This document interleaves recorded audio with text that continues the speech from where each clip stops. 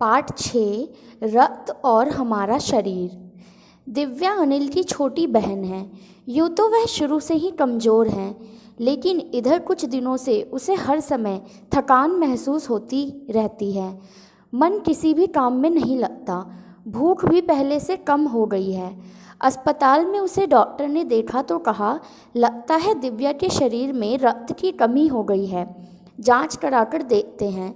यह कहकर उन्होंने दिव्या को रक्त की जांच के लिए पास के एक कमरे में भेज दिया। वहां अनिल को अपनी ही जान पहचान की डॉक्टर दीदी दिखाई दी। डॉक्टर दीदी ने कहा, कहो अनिल, कैसे आना हुआ? अनिल ने बताया कि डॉक्टर ने दिव्या को खून की जांच के लिए आपके पास भेजा है। इतना सुनते ही डॉक्टर दीदी ने दिव्या की उंगली से रक्त की कुछ बूंदें एक छोटी सी शीशी में डाल दी और स्लाइड पर लगा दी। फिर अनिल से बोली, अनिल, तुम कल अस्पताल से रिपोर्ट ले जाना। अगले दिन अस्पताल पहुंचकर अनिल ने डॉक्टर दीदी के कमरे के दरवाजे पर दस्तक दी। भीतर से आवाज़ आई, आ जाओ। अनिल ने कमरे में प्रवेश किया तो पाया कि डॉक्टर दीदी सूक्ष्मदर्शी द्वारा एक स्लाइड की जांच कर रही थी। दीदी के इशारे से वह पास रखी एक कुर्सी पर बैठ गया। स्लाइड की जांच पूरी होने पर डॉक्टर दीदी ने साबुन से हाथ धोए और तौलिए से पोंछते हुए बोली, अनिल, दिव्या को एनीमिया है। चिंता की बात नहीं, कुछ दिन दवा लेगी तो ठीक हो जाएगी। अनिल के मन में जिज्ञासा हुई। वह बोला, दीदी, एक सवाल पूछूं? हाँ हाँ, क्यों नहीं, डॉक्टर दीदी ने कहा। एनीमिया से आपका क्या मतलब है दीदी? उसने पूछा। यह जानने के लिए तुम्हें रक्त के बारे में जानना होगा, डॉक्टर दीदी ने कहा। फिर बोली, अनिल, देखने में रक्त लाल द्रव के समान दिखता है, किंतु इसे सूक्ष्मदर्शी द्वारा देखें तो यह भानुमति के पिटारे से कम नहीं। मोटे तौर पर इसके दो भाग होते हैं। एक भाग वह जो तरल है, जिसे हम प्लाज्मा कहते हैं। दूसरा वह जिसमें छोटे छोटे कई तरह के कण होते हैं, कुछ लाल, कुछ सफ़ेद और कुछ ऐसे जिनका कोई रंग नहीं, जिन्हें बिंबाणु या फिर प्लेटलेट कण कहते हैं। ये कण प्लाज्मा में तैरते रहते हैं। इतना कहकर डॉक्टर दीदी ने सूक्ष्मदर्शी के नीचे एक स्लाइड लगाई, उसे फोकस किया और बोली, देखो अनिल, सूक्ष्मदर्शी द्वारा जो कण तुम्हें दिखाई दे रहे हैं, ये है लाल रक्त कण। स्लाइड देखकर मानो आश्चर्य से उछल पड़ा अनिल। रक्त की एक बूंद में इतने सारे कण, इसकी तो वह कल्पना भी नहीं कर सकता था। वह बोला, इन्हें देखकर तो ऐसा लग रहा है मानो बहुत सी छोटी छोटी बालूशाही रख दी गई हो। हाँ, दीदी बोली, लाल रक्त कण बनावट में बालूशाही की तरह ही होते हैं, गोल और दोनों तरफ से अवतल, यानी बीच में दबे हुए। रक्त की एक बूंद में इतनी संख्या में लाखों में होती हैं। यदि हम 1 मिलीमीटर रक्त लें तो उसमें हमें 40 से 55 लाख कण मिलेंगे। इनके कारण ही हमें रक्त लाल रंग का नज़र आता है। ये कण शरीर के लिए दिन रात काम करते हैं। सांस लेने पर साफ हवा से जो ऑक्सीजन तुम प्राप्त करते हो, उसे शरीर के हर हिस्से में पहुंचाने का काम इन्हीं कणों का है। इनका जीवन काल लगभग 4 महीने का होता है। 4 महीने होते होते ये नष्ट हो जाते हैं, लेकिन एक साथ नहीं, धीरे धीरे, कुछ आज, कुछ कल, कुछ उससे अगले दिन। तब तो कुछ ही महीनों में ये खत्म हो जाते होंगे, अनिल ने कहा। यह सुनकर डॉक्टर दीदी मुस्कुरा उठी और बोली, नहीं, ऐसा नहीं होता। शरीर में हर समय नए कण बनते रहते हैं, जो नष्ट कणों का स्थान ले लेते हैं। हड्डियों के बीच के भाग, मज्जा में ऐसे बहुत से कारखाने होते हैं जो कणों के निर्माण कार्य में लगे रहते हैं। इनके लिए कारखानों को प्रोटीन, लौह तत्व और विटामिन रूपी कच्चे माल की ज़रूरत होती है। यह पौष्टिक आहार लेते हो? हरी सब्जी, फल, दूध, अंडा और गोश्त में ये तत्व उपयुक्त मात्रा में होते हैं। यदि कोई व्यक्ति उचित आहार ग्रहण नहीं करता तो इन कारखानों को आवश्यकता अनुसार कच्चा माल नहीं मिल पाता। नतीजा यह होता है कि रक्त कण बन नहीं पाते, रक्त में इनकी कमी हो जाती है। लाल कणों की इसी कमी को एनीमिया कहते हैं। तो क्या संतुलित आहार लेने से हम एनीमिया से बच सकते हैं? अनिल ने सवाल किया। दीदी बोली, हाँ, यह कहना काफ़ी हद तक सही है। यूँ तो एनीमिया बहुत से कारणों से हो सकता है, किंतु हमारे देश में इसका सबसे बड़ा कारण पौष्टिक आहार की कमी है। इसके अलावा इस रोग का एक और बड़ा कारण है पेट में कीड़ों का हो जाना। ये कीड़े प्रायः दूषित जल और खाद्य पदार्थों द्वारा हमारे शरीर में प्रवेश करते हैं।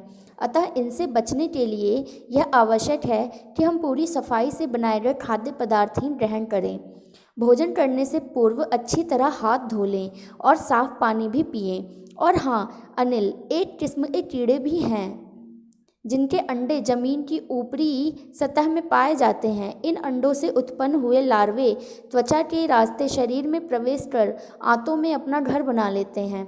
इनसे बचने का सहज उपाय है कि शौच के लिए हम शौचालय का ही प्रयोग करें, इधर उधर नंगे पैर ना घूमें। दीदी, यह तो बहुत ही महत्वपूर्ण बात बताई आपने, अनिल बोला। वह पलवर सोच में डूबा रहा, फिर बोला, आपने बताया था कि रक्त में सफ़ेद कण और बिंबाणु भी होते हैं, शरीर में उनका क्या काम है? दीदी बोली, सफ़ेद कण वास्तव में हमारे शरीर के वीर सिपाही हैं। जब रोगाणु शरीर पर धावा बोलने की कोशिश करते हैं तो सफ़ेद कण उनसे डटकर मुकाबला करते हैं और जहाँ तक संभव हो पाता है रोगाणुओं को भीतर घर नहीं बनाने देते। बस संक्षेप में यूँ मान लो कि वे बहुत से रोगों से हमारी रक्षा करते हैं। और बिंबाणुओं का काम है चोट लगने पर रक्त जमाव क्रिया में मदद करना। रक्त के तरल भाग प्लाज्मा में एक विशेष किस्म की प्रोटीन होती है जो रक्त वाहिका की कटी फटी दीवारों में मकड़ी के जाल के समान एक जाला बुन देती है। बिंबाणु इस जाले से चिपक जाते हैं और इस तरह दीवार में आई दरार भर जाती है, जिससे रक्त बाहर निकलना बंद हो जाता है। अनिल बोला, दीदी, लेकिन घाव गहरा हो तब तो खून बहता ही चला जाता है। हाँ, ऐसे समय में उस व्यक्ति को जल्दी से जल्दी डॉक्टर के पास ले जाना चाहिए। ज़रूरत समझने पर ऐसी स्थिति से निपटने के लिए कुछ टाँके भी लगाने पड़ते हैं, किंतु डॉक्टर के पास पहुंचने तक समय में चोट के स्थान पर कसकर एक साफ कपड़ा बांध देना चाहिए। दबाव पड़ने से रक्त का बहाव कम हो जाता है, जो उस व्यक्ति के लिए काफ़ी लाभप्रद सिद्ध हो सकता है।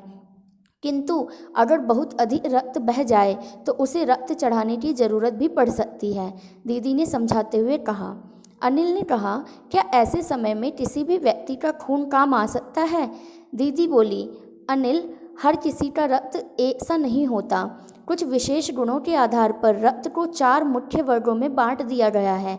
ज़रूरतमंद व्यक्ति के रक्त समूह की जांच करने के बाद उसे उसी रक्त समूह का रक्त चढ़ाया जाता है।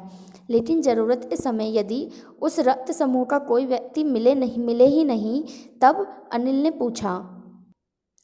ऐसी आपात स्थिति के लिए ही ब्लड बैंक बनाए गए हैं। प्रायः हर बड़े अस्पताल में इस तरह के बैंक होते हैं जहां सभी प्रकार के रक्त समूहों का रक्त तैयार रखा जाता है।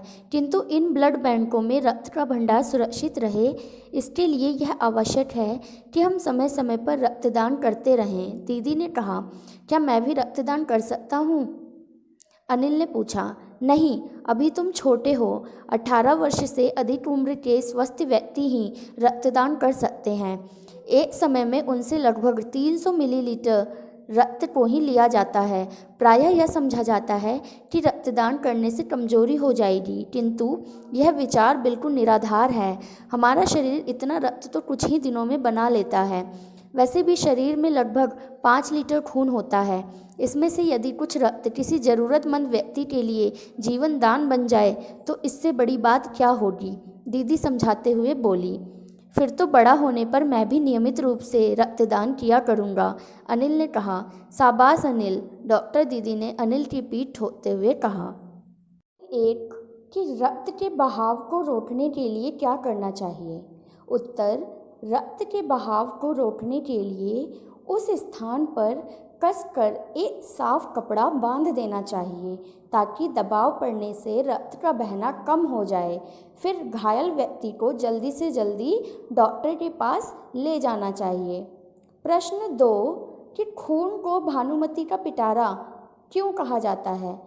भानुमति का पिटारा यह एक ऐसी लोकोक्ति है जिसका अर्थ है एक पिटारे में भांति भांति की वस्तुएं। तो खून को भानुमती का पिटारा कहा गया है क्योंकि यदि सूक्ष्मदर्शी से खून की एक बूंद को जांचा जाए तो उसमें लाखों की संख्या में लाल रक्त कण मौजूद होते हैं जिनकी हम कल्पना भी नहीं कर सकते। इसके अलावा सफ़ेद कण व प्लेटलेट कण भी उसमें पाए जाते हैं। प्रश्न 3, एनीमिया से बचने के लिए क्या क्या खाना चाहिए? एनीमिया से बचने के लिए हमें पौष्टिक भोजन का सेवन करना चाहिए, मसलन हरी सब्जी, फल, दूध, अंडा और मांस का प्रयोग करना चाहिए। इनमें प्रोटीन, लौह तत्व और विटामिन काफ़ी मात्रा में मिलते हैं। ये रक्त के निर्माण में सहायक होते हैं जिनसे एनीमिया रोग होने का खतरा टल जाता है। प्रश्न 4, पेट में कीड़े क्यों हो जाते हैं और इनसे कैसे बचा जा सकता है? उत्तर, पेट में कीड़े दूषित जल और खाद्य पदार्थों द्वारा शरीर में प्रवेश करते हैं, अतः इनसे बचने के लिए खाद्य पदार्थ ग्रहण करना चाहिए और साफ जल पीना चाहिए। भोजन करने से पहले हाथ अच्छी तरह से धोना चाहिए। इसके अलावा नंगे पैर हमें नहीं घूमना चाहिए क्योंकि कुछ कीड़े ऐसे हैं जिनके अंडों से उत्पन्न लार्वा त्वचा के रास्ते शरीर में प्रवेश करके आंतों में पहुंच जाते हैं। इनसे बचने के लिए ज़रूरी है कि शौचालय का प्रयोग किया जाए और नंगे पांव नहीं घूमें। प्रश्न 5, रक्त के सफ़ेद कणों को वीर सिपाही क्यों कहा गया है? उत्तर, रक्त के सफ़ेद कणों को वीर सिपाही इसलिए कहा गया है क्योंकि ये हमारे शरीर की रक्षा करते हैं। ये रोग कीटाणुओं को शरीर में घुसने नहीं देते, उनसे डटकर मुकाबला करते हैं। प्रश्न 6, ब्लड बैंक में रक्तदान से क्या लाभ है? उत्तर, ब्लड बैंक में दान दिए गए रक्त को सुरक्षित रूप में रखा जाता है।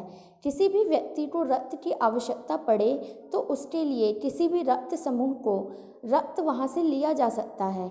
इस प्रकार आपातकालीन स्थिति में ज़रूरतमंद व्यक्ति की जान बचाने में ब्लड बैंक में किया हुआ रक्तदान काम आता है। प्रश्न 6, कि सांस लेने पर शुद्ध वायु से जो ऑक्सीजन प्राप्त होती है उसे शरीर के हर हिस्से में कौन पहुंचाता है? सफ़ेद कण, सांसनली, लाल कण या फिर फेफड़े? तो इसका उत्तर हो जाएगा कि सांस लेने पर शुद्ध वायु से ऑक्सीजन प्राप्त होती है उसे शरीर के हर हिस्से में लाल रक्त कण पहुंचाता है, यानी ये लाल रक्त कण।